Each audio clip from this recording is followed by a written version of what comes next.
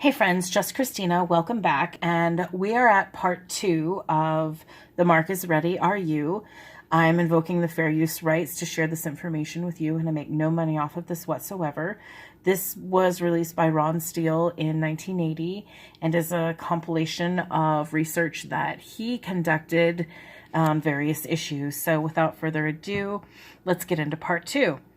And it says, patriotic to whom? Well, Stanford University says the CIA paid Stanford scientists $390,000 for research in behavioral control. The research included Project Knockout, the development of a means to render individuals helpless instantly. Stanford said it is releasing information about the CIA projects. As a result of disclosures earlier, the university was among 86 institutions involved in a $25 million project by the CIA between 1953 and 1961.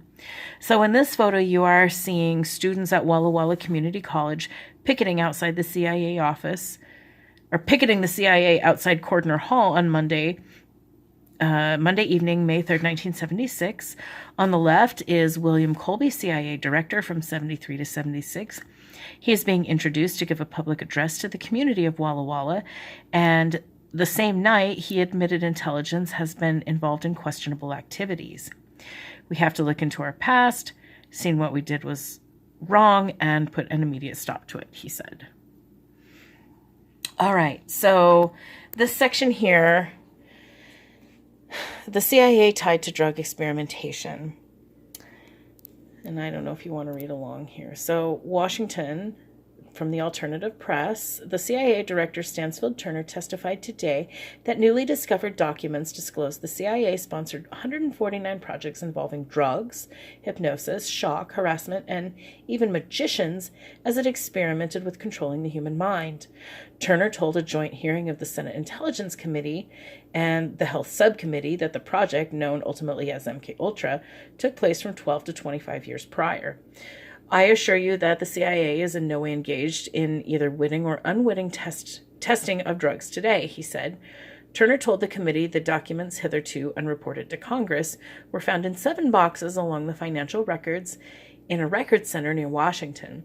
The documents, in the form of fiscal records, do not include status reports or progress analyses of the various parts of the project, but he says the agency is now in possession of the names of 185 non-government researchers and assistants who were identified in the recovered material dealing with the 149 subprojects. He said the names of 80 institutions where work was done or with which these people affiliated are also mentioned, including 44 colleges or universities, 15 research foundations or chemical and pharmaceutical companies and the like, 12 hospitals or clinics, and 3 penal institutions. Turner did not name any of the individuals or institutions, but said most involved are not aware of agency sponsorship. He said it should be assumed that those researchers and institutions have cooperated with CIA on a witting basis, acted in good faith, and in the belief that they were aiding their government in the legitimate and proper purpose. I believe we all have a moral obligation to the researchers and institutions to protect them from any unjustified embarrassment or damage to their reputations, which revelation of their identities might bring. So, of course, they didn't know they were doing this horrible CIA experiment because there are all these sub-parts of the research. They like to keep it compartmentalized like that. So, Turner said one $375,000 contribution to a private medical institution's building fund was made through an intermediary to make it appear as a private donation. Of course, that's how they do everything, right? Their super PACs fund stuff and they funnel their money. He said the institution was not told the true source of the gift. Turner said the CIA now has information that some unwitting drug testing was carried out in San Francisco and New York City involving 3 individuals. We also know now that some unwitting testing took place on criminal sexual psychopaths confined at a state hospital, and that additionally research was done on a knockout or K drug parallel with research to develop painkillers for cancer patients. Turner said he was working with Attorney General Griffin Bell and also Joseph A. Califano Jr., Secretary of Health, Education, and Welfare, to determine whether it is practical to attempt to identify any of the persons to whom drugs may have been administered unwittingly.